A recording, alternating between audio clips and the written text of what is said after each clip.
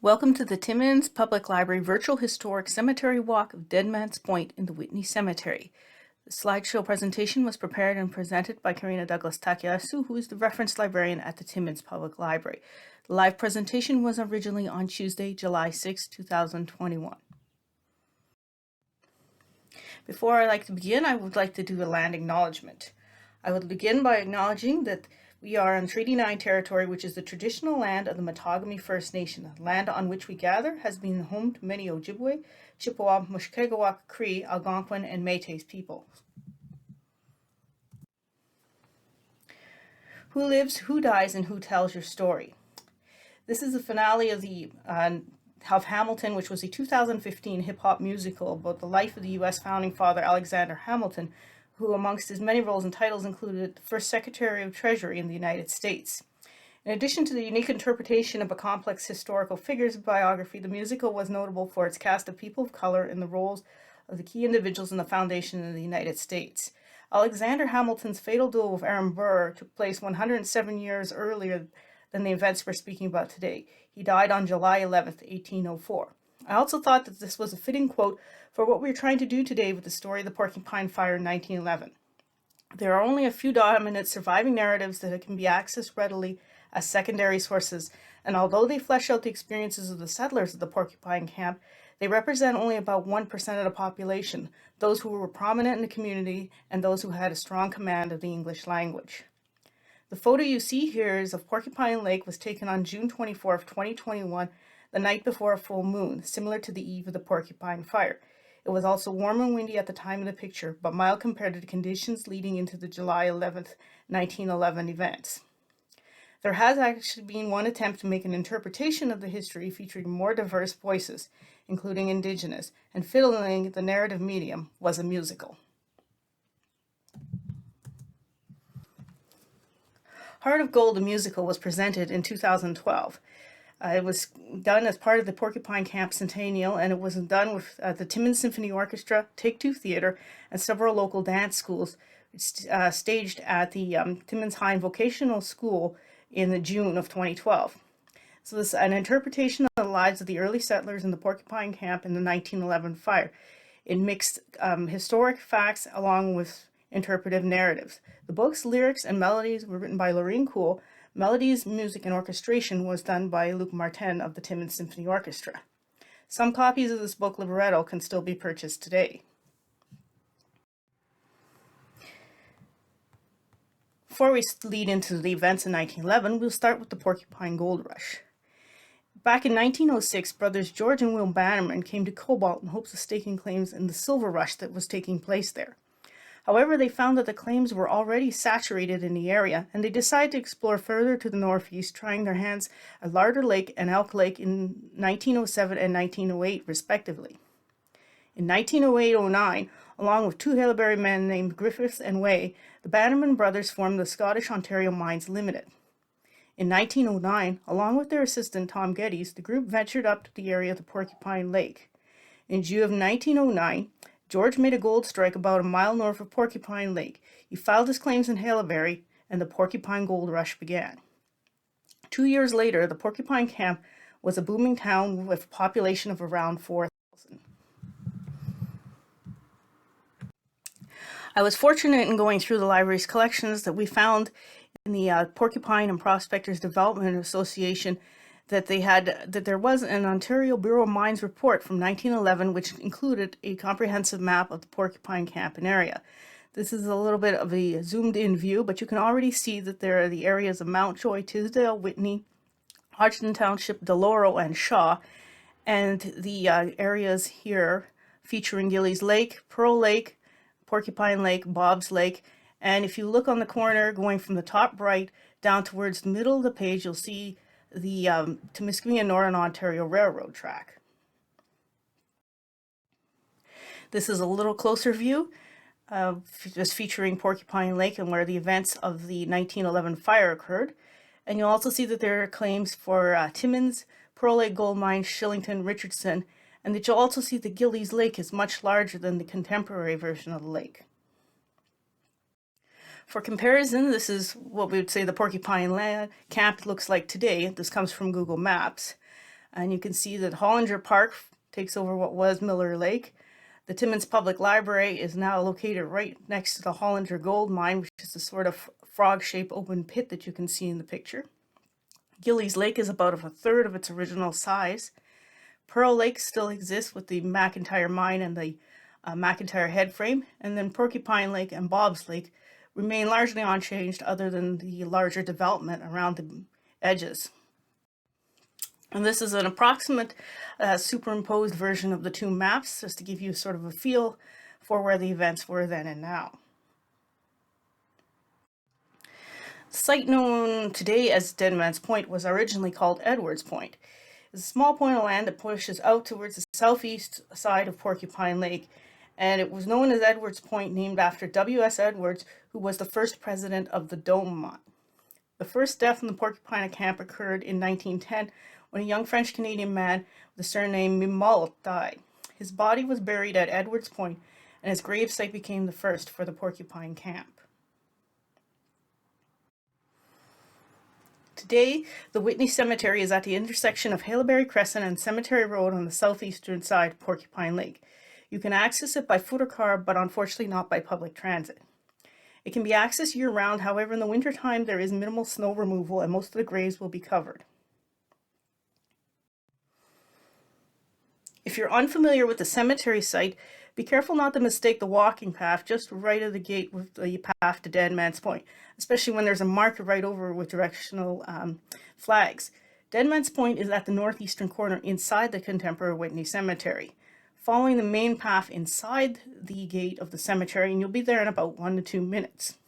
It's suggested that you park outside the gate unless you have mobility issues that would make it harder to walk around the paths in there. The Whitney Cemetery is quite small.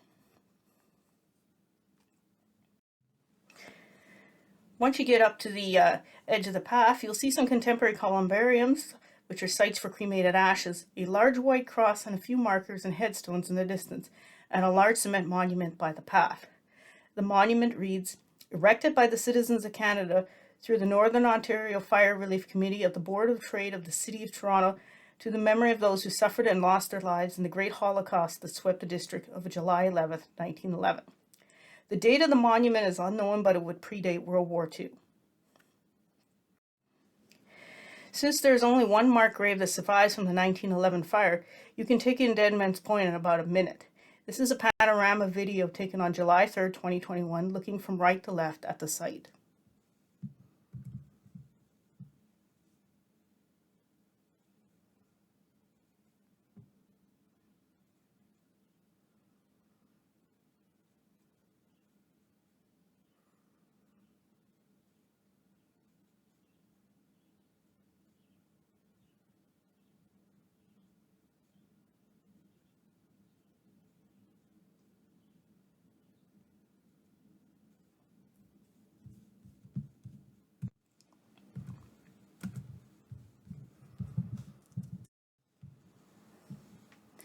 You can walk across the grass gently and look at the graves around the site. There is also a bench to sit on at the far side of the old cemetery. By the large cross, there are some markers with artificial flowers on them and one concrete marker that has long since lost its plaque. There is a flat headstone in memory of Margaret Ann Hassan, 1876 to 1926, wife of Zacy Hart, 1876 to 1936. If you continue north, you will start to walk uphill to a fence that has an opening facing Porcupine Lake. There are two more headstones, Katie Davidson, 1908 to 1914, and Isaac Davidson, 1877 to 1919, father and daughter, and Howard Clinton Hart.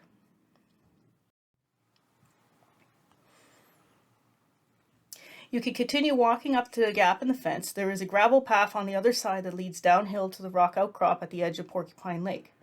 The next few pictures are taken at the rock outcrop to help orient you to the events of the Porcupine Fire.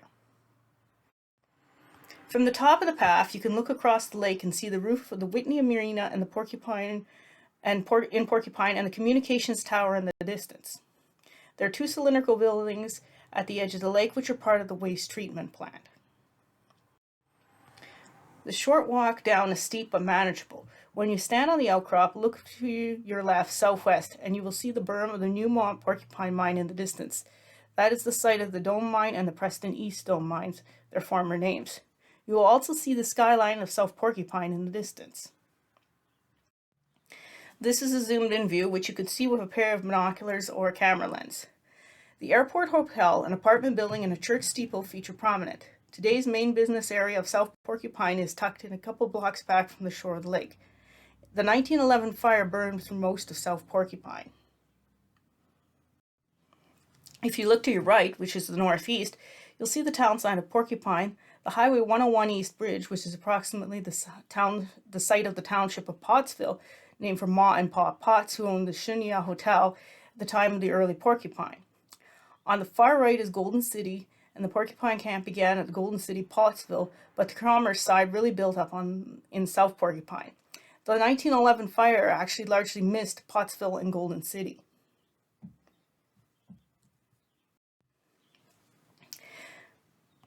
This is a close-up looking into the water right off the edge of the rock outcrop. It looks fairly shallow here, but soon becomes quite deep. Porcupine Lake is fed by an underground spring.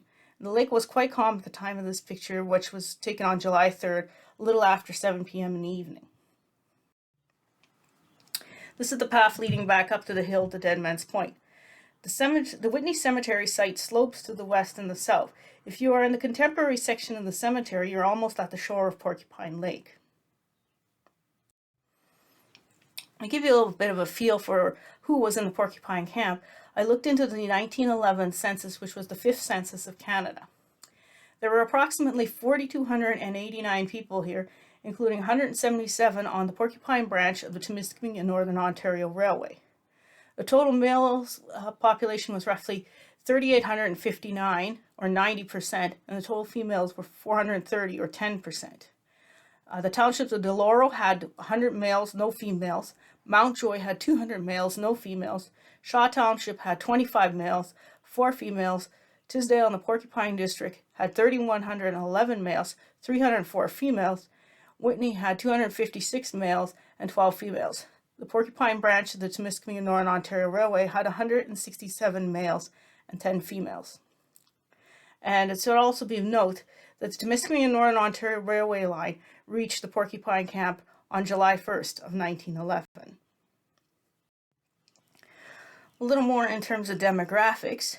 There were largely residents of other Northern Ontario mining towns, for example, Cobalt, Haileybury, Sudbury, Southern Ontario, and other provinces. There would have been several Indigenous families around the Nighthawk Lake, Kamoskosha, and Frederick House Lake areas. There were many Americans that came from other mining communities such as Pennsylvania and Montana. There were immigrants from the British Isles, including the other English colonies such as Australia. There were recent immigrants from Finland, Russia, Germany, Italy, Poland, etc. There were approximately 30 Chinese men working in Porcupine, and also 3 black men, 2 of whom were from the United States and 1 from Ontario. And this slide highlights some of the notable names that show up when you're looking at the story of the Porcupine Fire. The interesting thing is most of these names don't actually appear in the region in the 1911 census, which would have been taken a couple months before the events. There's George Bannerman, of course, who started the Porcupine Gold Rush in 1909. Will Bannerman, George's brother. James and Edith Forsyth, who were a prospector and wife, and appear in a couple of the main narratives about the fire about 40 years later. Tom Geddes, who was George Bannerman's prospecting partner. Charles C., a druggist, owner of pills and things. His name isn't appearing on this slide. There were also Ma and Pa Potts, whose real names were unknown. They were proprietors of the Shunia Hotel and Rooming House. Sylvester Kennedy, who founded the first school in the Porcupine Camp. Mrs. James Legris, whose name was later found out to be Marie, who was the operator of the South Porcupine Telephone Exchange. And Robert Weiss, who was the manager of the West Dome Mine. There are also 2 names that don't appear in any of the common narratives about the fire. Fong Hoyne or Horn, who is listed in the 1911 census under the surname Hoyne, but possibly this was a handwriting error. He was a laundry operator, aged 25. Fong Hoyne continued to live in the Porcupine Camp until 1918, where the next reference to him appears in the Porcupine Advance with the surname Horn. There is a notice a notice creditor stating that he would not take on the debt of a restaurant he leased to Mr. Fong Kim. In October 30th issue, an article appears that states he had been ill with influenza and took his own life by gunshot in front of the New Empire Theater. He was said to have a wife and children back home in China and was buried in the new Protestant burial ground, that is, the Timmins Memorial Cemetery. Unfortunately, no record has ever been found for his burial. The other name that does not appear is the unnamed black man, and this was only found in the July 11, 1961 issue of the Daily Press commemorating the 50th anniversary of the fire. There is a reference to the oddest sight, which is the actual heading, and these are the words in the article. The oddest sight was that of the last body found. A colored man was working in the machine shop, and 2 or 3 days after the fire, a party of men was cleaning up.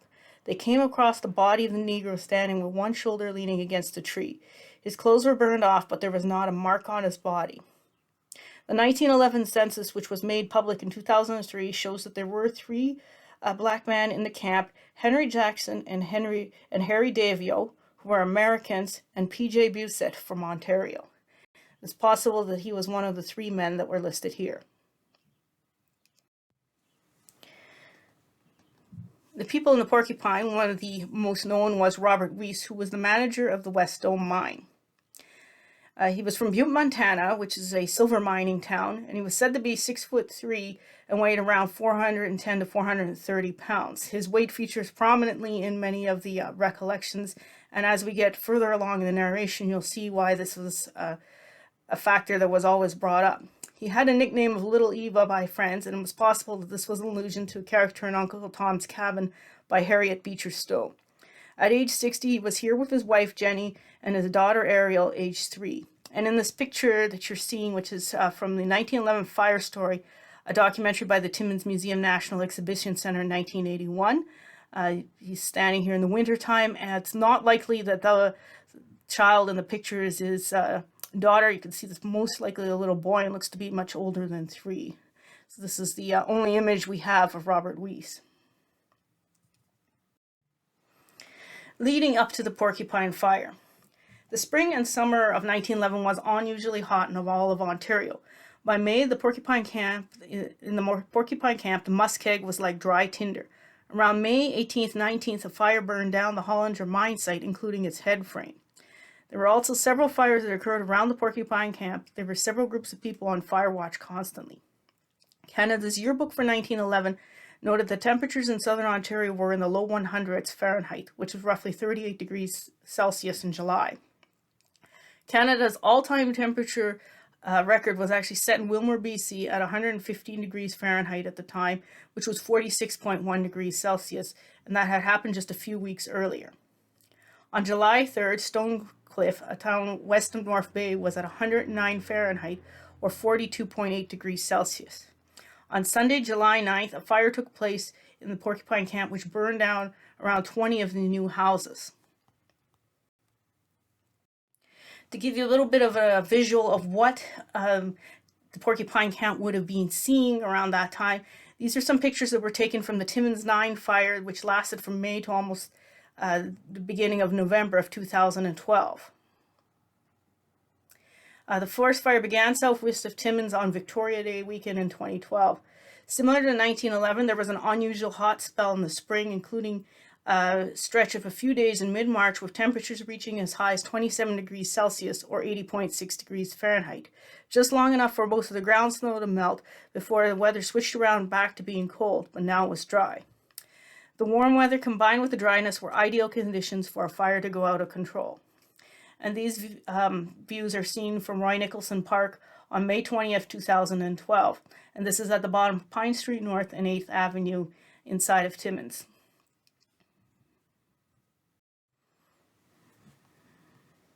This view is the sky looking towards Mount Jameson Ski Resort, which is to the west.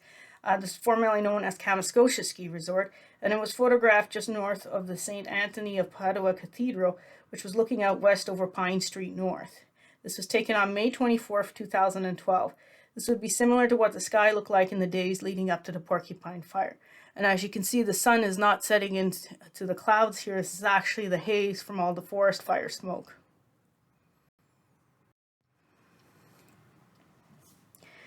Going back to the Porcupine Fire, James Forsyth.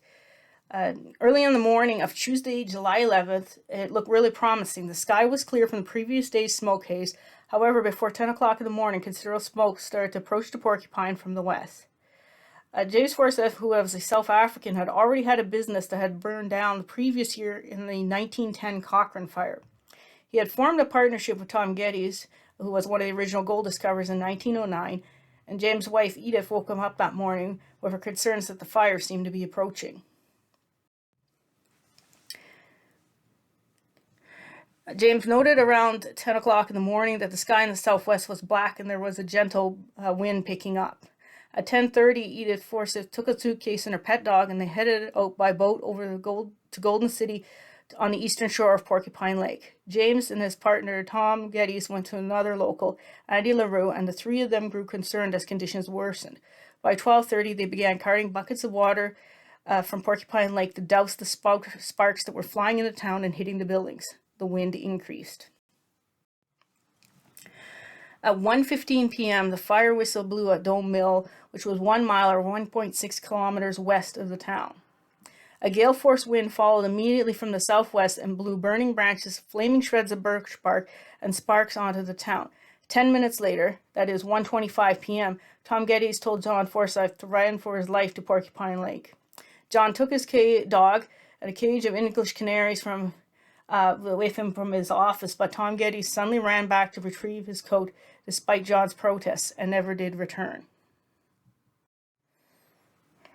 The air had so much oxygen sucked out of it that by the time James Forsyth and the other evacuees had to crawl to the last 300 yards or 274 meters into Porcupine Lake with their faces close to the ground in order to breathe. Many animals also joined them in the lake. John was still standing up to his chin in the water 3 hours later, clutching onto a log in case the wind pushed him adrift. After the fire, Tom Geddes' remains were found by the counter where their office building has been. And in quotes, his remains were small enough to fit into a shirt box. James was later reunited with Edith, and within 3 days they left for Toronto, never to return.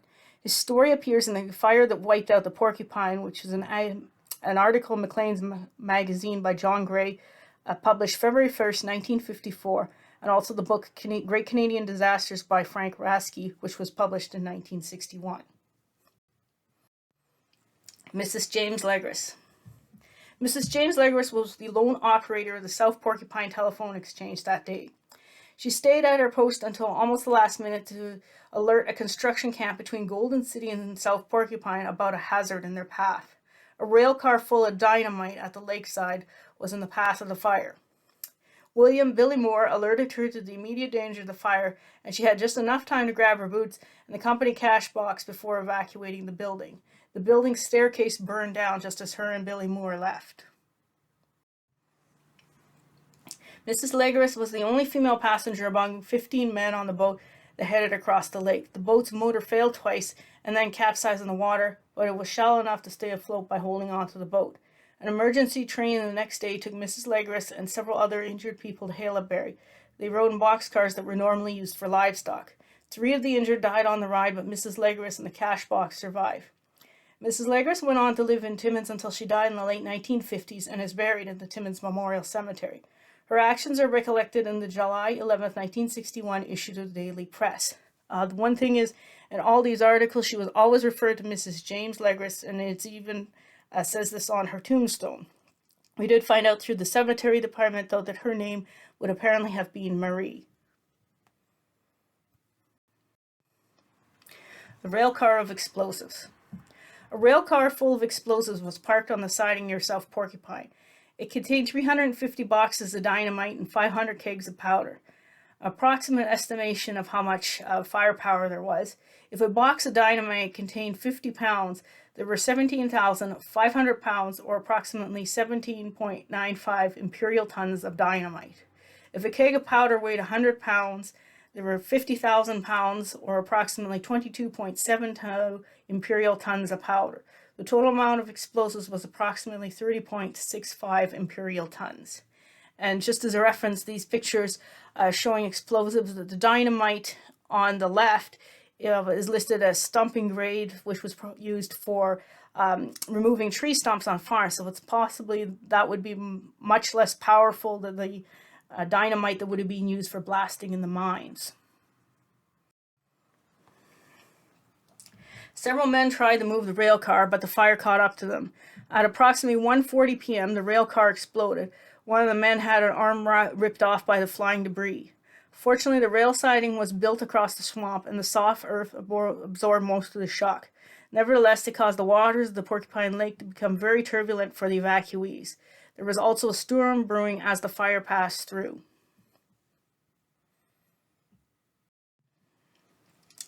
Melvin or Mervyn Strain, depending on how the account is written.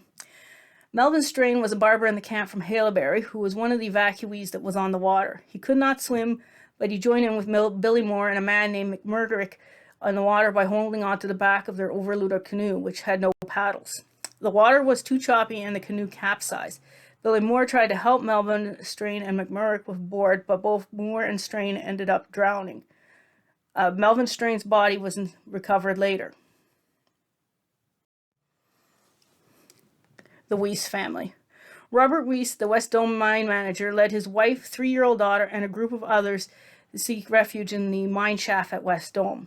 They went down 80 feet, or 24.4 meters, when the fire approached overhead. But then the realization came that if the head frame ignited, the fire could consume all their oxygen, and the group began to try climbing out. 34 people ended up asphyxiated in the mine, including Robert Weiss, his wife Jenny, and their daughter Ariel, who was in his arms when the bodies were found. And just to try and give you a sense of the scale, in the picture you'll see the McIntyre head frame is approximately 174 feet or 53 meters tall. Robert Weiss and company hid at around 80 feet underground, the gray area in the picture, where it's the superimposed reflection, which is a roughly 46% of the height of the McIntyre head frame. The little red figures that you can see represent roughly a 6 foot or 183 centimeter tall man. And keeping in mind that Robert Weiss himself was 6'3" or roughly 190.5 centimeters. Schematic shows that 80 feet is roughly the same as 13 men in height. And this is how far the 34 evacuees were underground. After the fire, all the bodies were removed as soon as possible except for Robert's. He was such a large man that it eventually took 14 men with a block and tackle pulley system to recover his body. The Weiss family are 3 of the 22 fire victims that were buried at Edwards Point, renamed Deadman's Point from the fire. Sylvester Kennedy had chosen this site as an emergency cemetery, although it is not known if he did this in 1910 or 1911. The property of Deadman's Point was later sold to the community and it became the Whitney Cemetery. A concrete slab was requested to be put over the Weiss family grave. Thomas Strain, Melvin's father, laid down the slab. Years later, a relative of Jenny sent a metal plaque with the family's names on it. Since all the other grave markers were wooden, they eventually rotted over time. Today, the Weiss family grave is the only marked known location of a death from the 1911 fire. 19 other fire victims and the young settler that died in 1910 also occupied the clearing at Deadman's Point.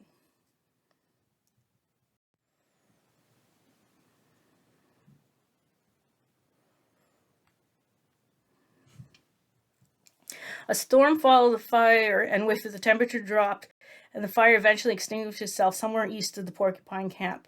As mentioned earlier, Pottsville and Golden City were largely undamaged. Most of the rail line survived, which meant that the shipment of tents and various relief supplies arrived from Toronto the next day. Many people left the Porcupine Camp on the trains returning south, never to return, including James Forsyth. 3 days after the fire, as the community began to rebuild, coffins were being constructed for the dead. Many were buried on site near where they had perished, such as at Pearl Lake and Schumacher, while others were shipped back to their hometowns, such as Toronto. As South Porcupine continued to operate under tents over the course of the summer, the fire had created some advantages in clearing the landscape. The large forested section west of Hollinger mine site could now be built upon. Lots for properties west of the Porcupine went up for auction on the Labor Day weekend of 1911, and a motion was made to incorporate those new properties into a town.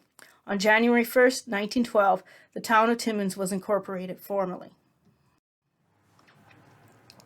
On March 28, 1912, the first issue of the Porcupine Advance newspaper, founded by George Lake, announced the birth of the Porcupine, which a surge of investors came into the mines and were established here.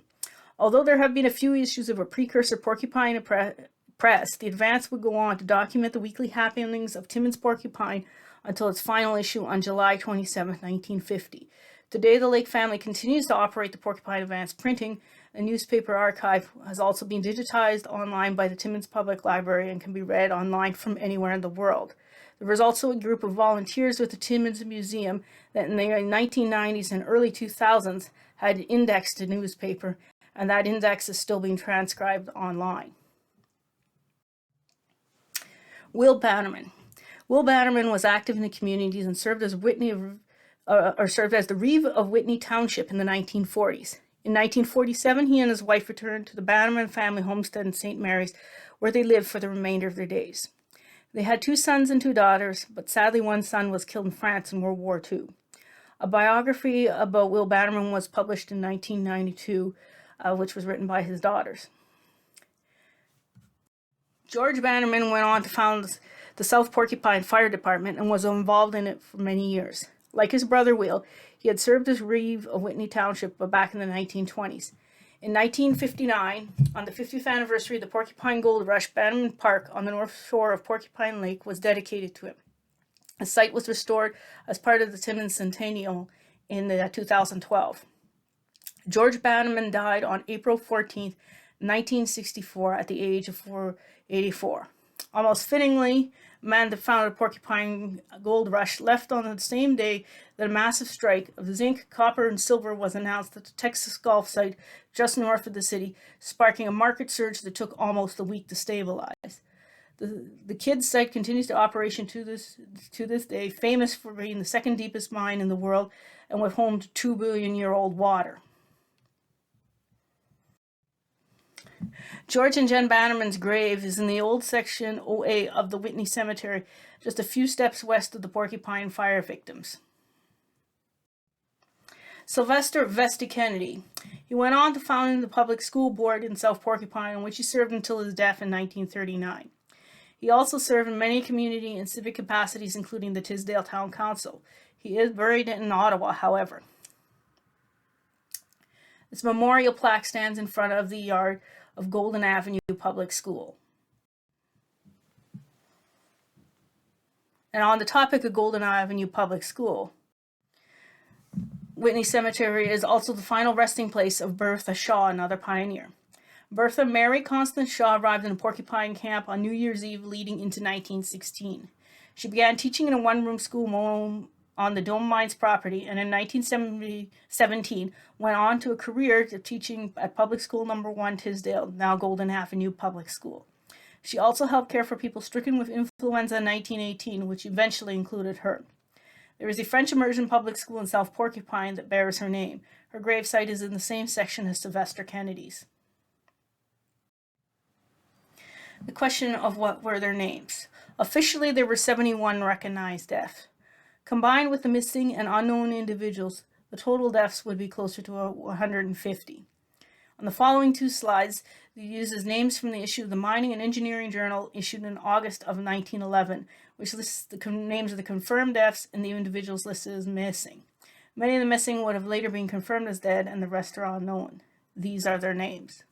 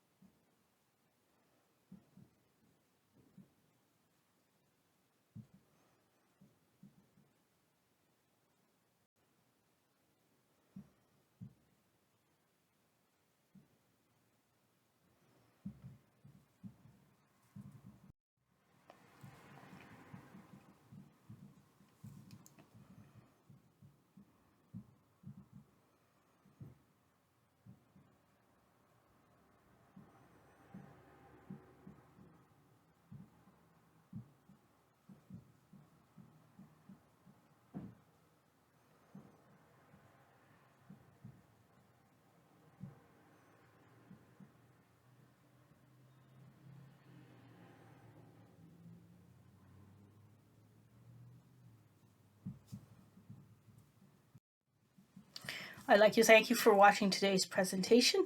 In the next 2 months, there will also be presentations featuring the Timmins Memorial Cemetery and the Tisdale Cemetery. Just as a disclosure, I'd like to mention that there may be some information that is contradicting each other or sort of inconclusive, and that's from taking the different narrative sources. Some of these sources seem to sort of cancel one another out, and again, it's sort of hard getting a historical account using secondary sources. And also like to show you the bibliography for doing further research yourself, or if you're more interested in the history of the Porcupine Camp and the 1911 fire.